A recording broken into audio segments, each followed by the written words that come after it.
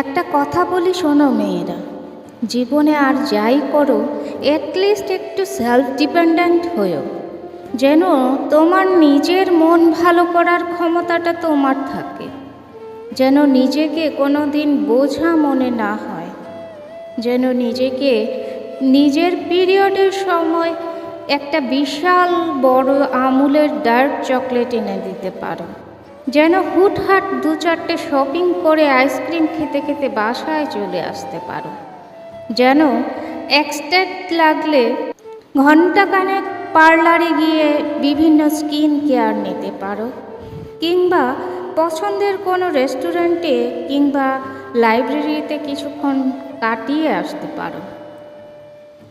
নিজের স্পেশাল দিন, জন্মদিনে কে উইশ করলো না করলো এসব না ভেবে শুধু একটা পোশাক পরে একটু গুছিয়ে কোথাও ঘুরে আসতে পারো।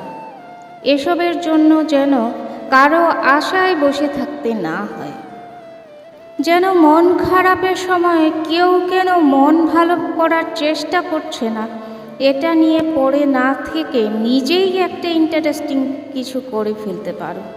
পছন্দের মুভি কিংবা ড্রামা দেখো, নিজের শখের গার্ডেন করো, অ্যাকোয়ারিয়াম বানাও, প্যাট অ্যানিম্যাল রাখো, কিছু আঁকো, কিছু লেখো, অথবা একটু গিটারই না হয় বাজাও। মেয়ে, তুমি রাতের আকাশ দেখো, ভোরবেলা এক কাপ গ্রিন টি হাতে সানরাইজ দেখো, একটা লম্বা শাওয়ার নাও, কনফিডেন্স বাড়বে। সেলফ কেয়ার ম্যাটার করে গার্লস, নয়তো আজীবন আমার ফ্যামিলি আমায় বোঝে না, বয়ফ্রেন্ড কেয়ারলেস, হাজব্যান্ড আমার ফিলিংস বোঝে না ওয়ালা দুঃখ বিলাস চলতেই থাকবে। তোমাকে তোমার চেয়ে ভালো বোঝার ক্ষমতা কারোরই নেই।